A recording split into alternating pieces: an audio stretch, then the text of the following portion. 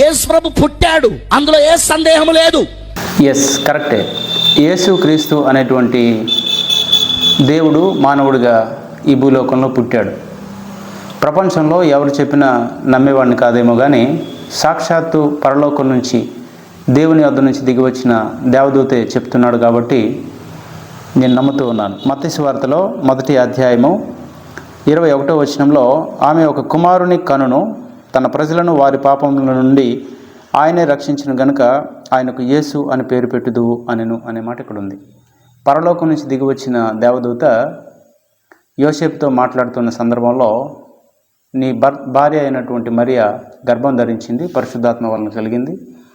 ఆమె ఒక కుమారుని కంటుంది, ఆయనకు యేసు అని పేరు పెట్టాలి అని దేవదూత చెప్పాడు కాబట్టి యేసు పుట్టాడు. ఎస్, నేను 100% నేను దాన్ని నమ్ముతూ ఉన్నాను. కానీ ఎక్కడైనా డిసెంబర్ 25న యేసుక్రీస్తు జన్మించినట్టు బైబిల్లో ఉందా? మత్తయి, మార్కు, లూకా, యోహాను సువార్తలలో, ఆయన జీవిత చరిత్రలో, అపోస్తలులు రాసిన పత్రికల్లో ఎక్కడైనా ఉన్నదా? లేదు. మరి ఎందుకు చేసుకుంటానో పండుగ? అయితే డిసెంబర్ 25వ తేదీనే క్రిస్మస్ పండుగ, లేదనంటే యేసుక్రీస్తు ప్రభువారు డిసెంబర్ 25వ తేదీనే పుట్టారు అని బైబిల్లో ఎక్కడా లేదు.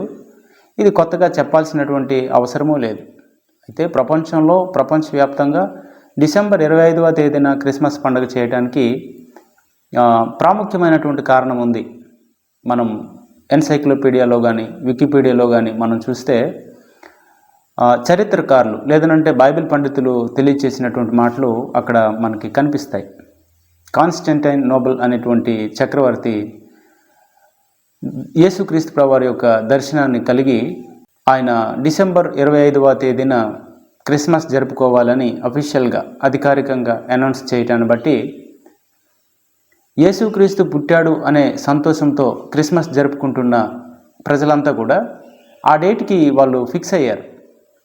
ఎప్పుడు పడితే అప్పుడు, లేకపోతే ఎప్పుడు చేస్తామో తెలియకుండా అన్నట్టు కాకుండా ఒక డేట్కి ఫిక్స్ అవ్వాలి, ఫిక్స్ అయితే బాగుండు అనే టైంలో మరి యేసుక్రీస్తు ప్రభువారి యొక్క దర్శనాన్ని కలిగిన కాన్స్టంటైన్ నోబెల్ అనేటువంటి ఆయన అధికారికంగా ఇచ్చినటువంటి తారీఖుకి వాళ్ళు ఫిక్స్ అయ్యి ఆ రోజు నుంచి ఈ రోజు వరకు యేసుక్రీస్తు ప్రభువారు పుట్టారు. ఎప్పుడు పుట్టారో తెలియదు అనేది పక్కన పెడితే ఆయన ఖచ్చితంగా పుట్టారు కాబట్టి తనకంటూ ఒక సెలబ్రేషన్ చేయాలి కాబట్టి దానికంటూ ఒక డేట్ ఉంటే సరిపోతుంది కాబట్టి అది అధికారికంగా ఆ రాజు ప్రకటించాడు కాబట్టి ఆ డేట్కి వాళ్ళు ఫిక్స్ అయ్యారు.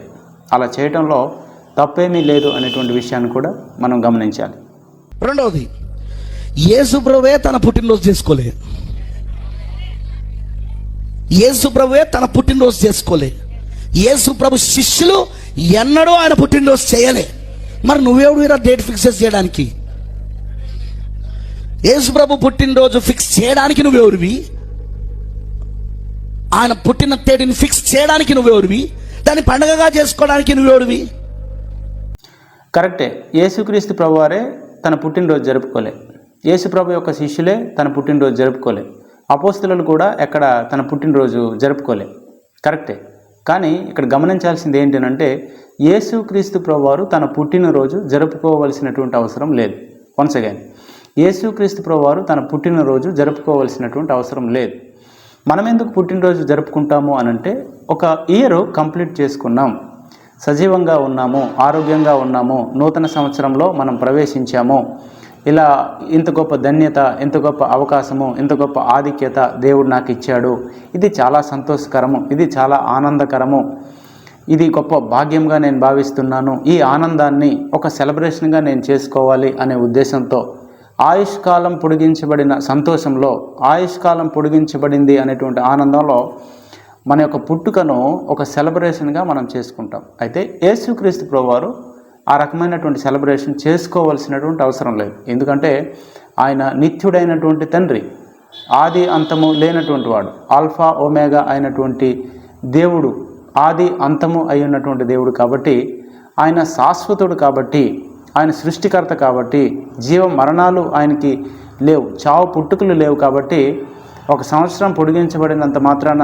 యేసుక్రీస్తు ప్రభువారు ఆయన పుట్టినరోజు జరుపుకోవాల్సినటువంటి అవసరం లేదు. Very simple logic. యేసు పుట్టాడని చెప్పు ప్రపంచానికి, ఒక డిసెంబర్ నెలలో చెప్పకు, జనవరి నుండి నవంబర్ దాకా కూడా చెప్పు. ఒక డిసెంబర్లోనే చెప్పకు దాన్ని. ఎస్, యేసుక్రీస్తు ప్రభువారు పుట్టారు అని ప్రకటిస్తూ ఉన్నాం. యేసుక్రీస్తు ప్రభువారు పుట్టారు ఒక సెలబ్రేషన్గా చేస్తూ ఉన్నాం. మీరు ఒక విషయాన్ని గమనించాలి.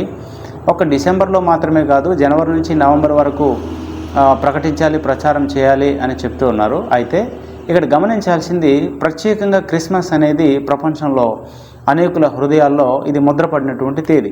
ఈ క్రిస్మస్ అనే సందర్భంగా క్రీస్తుని గురించి, క్రీస్తు జన్మాన్ని గురించి, క్రీస్తు మరణాన్ని గురించి ప్రకటిస్తూ ఉన్నప్పుడు అనేకులు రక్షణలోనికి వస్తూ ఉన్నారు.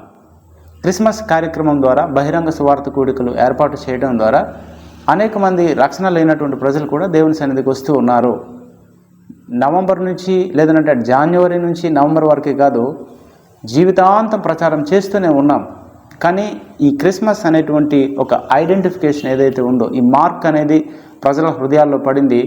ఆ తేదీన పర్టికులర్గా అనేక మంది రక్షణలోకి వచ్చినట్టుగా, ప్రపంచవ్యాప్తంగా రక్షించబడుతున్నట్టుగా కూడా మనం చూస్తూ ఉన్నాం.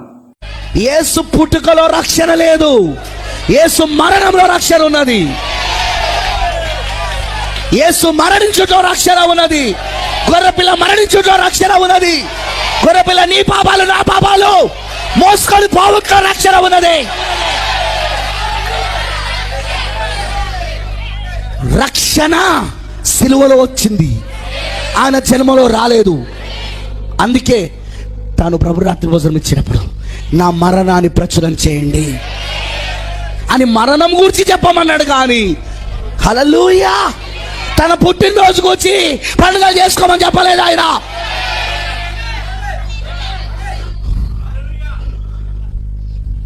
కరెక్టే, యేసుక్రీస్తు ప్రభువారి యొక్క పుట్టుకలో మనకు రక్షణ లేదు. యేసుక్రీస్తు ప్రభువారి యొక్క మరణం ద్వారానే మనకు రక్షణ. గొర్రెపిల్ల యొక్క మరణం ద్వారానే మనకు రక్షణ. కరెక్టే. అయితే గొర్రెపిల్ల మరణించాలి, యేసుక్రీస్తు ప్రభువారు మనల్ని రక్షించడానికి మరణించాలి అంటే, మరణించడానికంటే ముందు ఆయన ఈ భూలోకంలో మానవుడిగా పుట్టాలి. మన కోసం మరణించి రక్షణ ఇవ్వడానికి పుట్టేటువంటి వాడిని, అతని యొక్క సెలబ్రేషన్ అనేది, పుట్టినరోజుని మనం గ్రాండ్గా సెలబ్రేట్ చేసుకోవాలి. కరెక్టే, యేసుక్రీస్తు ప్రభువారి యొక్క మరణం ద్వారా మనకి రక్షణ ఉంది. యేసుక్రీస్తు ప్రభువారి యొక్క జననం ద్వారా మనకు రక్షణ లేదు. కానీ ఇందులో ఆలోచించాల్సింది ఏంటి అని అంటే, యేసుక్రీస్తు ప్రభువారు భూలోకానికి వచ్చి మనల్ని రక్షించడానికి మరణించాలి అని అంటే, మరణించడానికంటే ముందు ఆయన మానవుడిగా భూలోకంలో పుట్టాలి.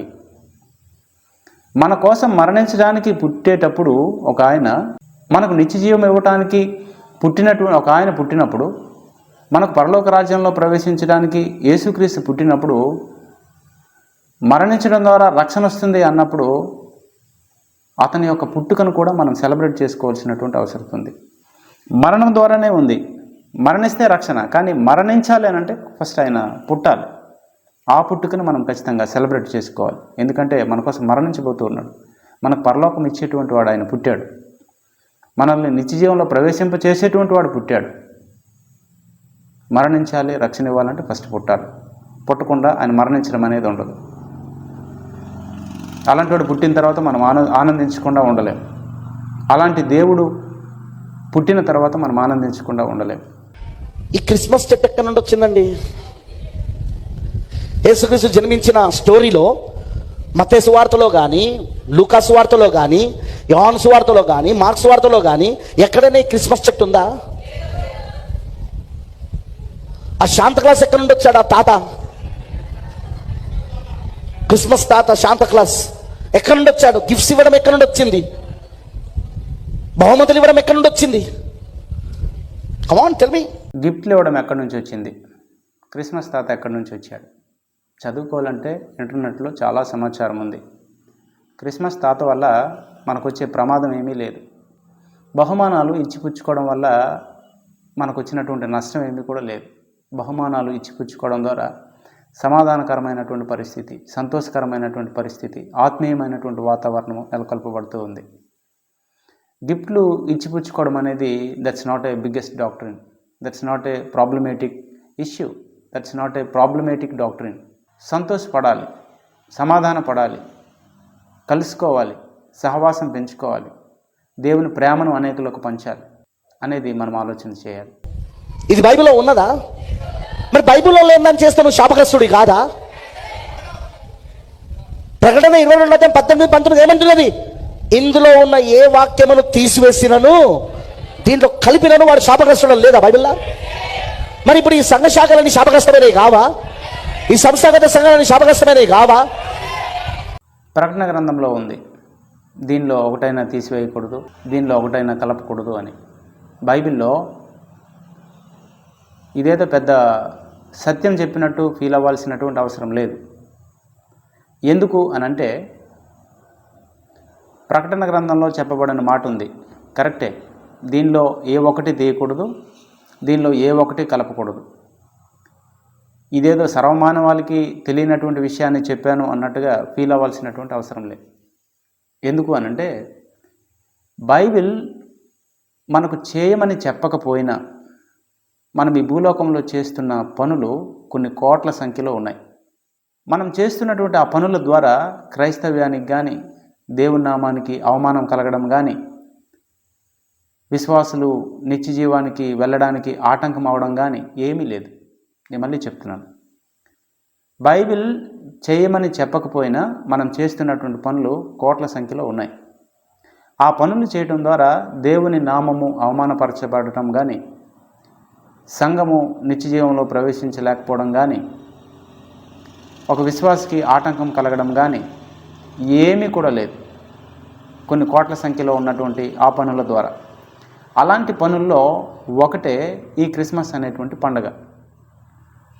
ప్రభు చెప్పకపోయినా మనం చేస్తున్న కోట్ల సంఖ్యలో ఉన్నటువంటి అనేక పనులు ఉన్నాయి. వాటన్నిటి గురించి పట్టించుకోకుండా క్రిస్మస్ అనే దాని గురించి పట్టించుకోవాల్సిన అవసరం లేదు అనేది నా ఫీలింగ్. ఇంకా చెప్పాలి అనంటే ఈ క్రిస్మస్ అనేటువంటి కార్యక్రమం ద్వారా ప్రపంచవ్యాప్తంగా అనేక మంది రక్షణలోకి వస్తున్నారు. అనేక మందికి ఇది ప్రయోజనకరంగా ఉంది. అనేక కుటుంబాలు కలవడానికి, అనేకమైనటువంటి ఆత్మీయుల కలయికకు, సహవాసానికి ఇది ప్రయోజనకరంగా ఉంది. సర్వ మానవాళిని ఆయన వైపు దృష్టి మళ్ళేలా చేసేటువంటి దినముగా ఆ దినము ఉంది. ఇంకా చెప్పుకుంటే ఇలాంటి క్రిస్మస్ కార్యక్రమం చేయడం ద్వారా నష్టమేమి కూడా ప్రజలకు వాటిల్లటం లేదు. ఇంకా మాట్లాడుకుంటే ఈ క్రిస్మస్ ద్వారా లాభమే కలుగుతుంది తప్ప ఈ క్రిస్మస్ అనేది చేయకూడదు, బైబిల్లో ఎక్కడా లేదు, 25 తేదీనే పుట్టలేదు అనేటువంటి అన్నెసెసరీ అనవసరమైనటువంటి ఈ ప్రచారం ద్వారా అనేకుల యొక్క, మరి ప్రాముఖ్యంగా అన్యుల యొక్క హృదయాల్లోకి ఒక రాంగ్ ఇండికేషన్ అనేది పంపించడం ద్వారా వాళ్ళు ప్రభువుకి సమీపస్తులు కావలసిన వారై ఉండగా, రక్షణ పొందుకోవలసిన వారై ఉండగా వాళ్ళు కఠినులుగా తయారవడానికి కారకులవుతూ ఉన్నారు. ఈ రకంగా ప్రాపగండా చేసినటువంటి వాళ్ళు. కాబట్టి క్రిస్మస్ అనేది that's not a problematic doctrine. అనేకమైనటువంటి కార్యాలు మనం చేస్తూ ఉన్నాం. ప్రాబ్లమేటిక్ ఇష్యూ కాదు, అది మనం గమనించాల్సినటువంటి అవసరత ఉంది. క్రిస్మస్ జరుపుకోవటం, అందులో భాగంగా కేక్ కట్ చేయటం, ఇది అన్యుల ఆచారం. వాళ్ళు విగ్రహాలకు చేసేటట్టుగా మనం అట్లా చేయకూడదు అని అంటారేమో. దీనికి ఒక సింపుల్ ఎగ్జాంపుల్ ఇస్తాను. ఒక ముగ్గురు వ్యక్తులు హ్యాట్ పెట్టుకున్నారు. అందులో మొదటి వ్యక్తి స్టైల్ కోసం పెట్టుకున్నాడు. రెండో వ్యక్తి ఎండ నుంచి తన తలను రక్షించుకోవడానికి లేదా తలకి ఎండ తగలకుండా ఉండటానికి హ్యాట్ పెట్టుకున్నాడు. మరి మూడో వ్యక్తి తన బట్టతల కాబట్టి చూస్తే ఎవరైనా నవ్వుతారేమో అని చెప్పి మూడో వ్యక్తి హ్యాట్ పెట్టుకున్నాడు. ఇప్పుడు మొదటి వ్యక్తి స్టైల్ కోసం పెట్టుకున్నాడు. ఈ రెండో వ్యక్తి కూడా ఎండ తగలకుండా ఉండడానికి పెట్టాడు. ఇప్పుడు ఈ మొదటి వ్యక్తి ఆ రెండో వ్యక్తిని చూసి నువ్వు స్టైల్ కోసం పెట్టుకున్నావు అని అనకూడదు. ఎందుకు అనంటే ఈ రెండో వ్యక్తికి స్టైల్ కొట్టేటువంటి ఆలోచన ఏ కోసానా లేదు. ఆయన హ్యాట్ పెట్టుకున్నది కేవలము ఎండ నుంచి రక్షణ పొందటానికి. ఈ మొదటి వ్యక్తి ఆ మూడో వ్యక్తి బట్టతలను కవర్ చేసుకోవడానికి మాత్రమే హ్యాట్ పెట్టుకున్న వ్యక్తి దగ్గరికి వెళ్ళి నువ్వు స్టైల్ కోసం హ్యాట్ పెట్టుకున్నావు అనకూడదు. ఆ బట్టతల ఉన్న వ్యక్తికి స్టైల్ కొట్టాలనేటువంటి ఆలోచన లేదు. అయితే తను హ్యాట్ ఎందుకు పెట్టుకున్నాడు అని అంటే కేవలము అది కవర్ చేసుకోవటానికి, నవ్వుల పాలు కాకుండా ఉండటానికి. అయితే హ్యాట్ ఖచ్చితంగా పెట్టుకొని తీరాలి. హ్యాట్ ముగ్గురు పెట్టుకున్నా కూడా 3 రకాల ఉద్దేశాలు ఉన్నాయి. ఒక్కొక్కరికి ఒక్కొక్క ఉద్దేశం ఉంది. మొదటివాడు స్టైల్ కోసం పెట్టుకున్నాడు, రెండోవాడు రక్షణ కోసం పెట్టుకున్నాడు, మూడోవాడు బట్టతలని కవర్ చేసుకోవడానికి పెట్టుకున్నాడు. ముగ్గురికి వేరువేరు సమస్యలు ఉన్నాయి, వేరువేరు ఉద్దేశాలు ఉన్నాయి, వేరువేరు కారణాలు ఉన్నాయి. కానీ ముగ్గురు పెట్టుకున్నది హ్యాటే. అన్యుల సంప్రదాయం ప్రకారంగా వాళ్ళు కేక్ కట్ చేసి ఉండవచ్చు, లేకపోతే అలాంటి ఆచారాలు ఎంతోమంది చేస్తూ ఉండవచ్చు. వాళ్ళు చేస్తున్న దాంతో మాకు సంబంధం లేదు. కానీ క్రిస్మస్ టైంలో కేక్ ఎందుకు కట్ చేస్తాము అని అంటే, సర్వమానవాళిని రక్షించడానికి భూలోకానికి మానవుడుగా దేవాది దేవుడు రావటము అనేది చాలా సంతోషకరమైనటువంటి విషయం. ఇది తీయని వార్త, ఇది శుభవార్త, సంతోషించాల్సినటువంటి వార్త. కాబట్టి దానికి సాదృశ్యంగా కేకుని కట్ చేసి ఆ యొక్క సెలబ్రేషన్ని మేము గ్రాండ్గా చేస్తూ ఉంటాం. అసలు క్యాండిల్స్ ఎందుకు వెలిగిస్తారు? అయితే వాళ్ళు ఏ ఉద్దేశంతో చేస్తున్నారో మాకు తెలియదు. కానీ మేము క్యాండిల్ వెలిగించేది చీకటిలో అంధకారంలో ఉన్నటువంటి మా జీవితాలను వెలుగుతో నింపినటువంటి దేవాది దేవుడు కాబట్టి, మీరు లోకానికి వెలుగై ఉన్నారు అని చెప్పాడు. కాబట్టి దానికి సాదృశ్యంగా వెలుగు సంబంధులముగా లోకాన్ని వెలిగించాల్సినటువంటి అవసరం ఉన్న వ్యక్తులముగా క్యాండిల్స్ని మేము వెలిగిస్తూ ఉంటాం. కాబట్టి ఫైనల్గా చెప్పాలనుకుంటున్నటువంటి విషయం ఏంటంటే, Christmas is not a problematic doctrine. అంత సీరియస్గా తీసుకోవాల్సినటువంటి అవసరత, క్రిస్మస్ అనేది సెలబ్రేట్ చేయకూడదు అని ప్రాపగండా చేయాల్సినటువంటి అవసరత లేనే లేదు. క్రిస్మస్ అనేది ప్రపంచవ్యాప్తంగా చేస్తూనే ఉన్నారు. ఈ క్రిస్మస్ని మనం ఆపలేం. ఈ క్రిస్మస్ అనేటువంటి దాన్ని ఆపాలనే ప్రయత్నం చేస్తే అనేక ఆత్మల రక్షణలోకి రాకపోవడానికి ప్రధాన కారకులము అవుతాము అనేది ఖచ్చితంగా గమనించాలి. దానివల్ల అంత సమస్య లేదు కాబట్టి దాన్ని ఇష్యూ చేయాల్సినటువంటి అవసరం కూడా లేదు. కాబట్టి ఈ విషయాన్ని గమనించి చక్కగా క్రిస్మస్ కార్యక్రమాల్లో మనం కొనసాగుదాం. సంతోషం, ఆనందము, సమాధానము ప్రభు నుంచి మనం పొందుకుందాం, అనేకులకు పంచుదాం. ఇటు కృప భాగ్యము దేవుడు మనందరికీ దయచేయనుగాక. Amen. Thank you very much.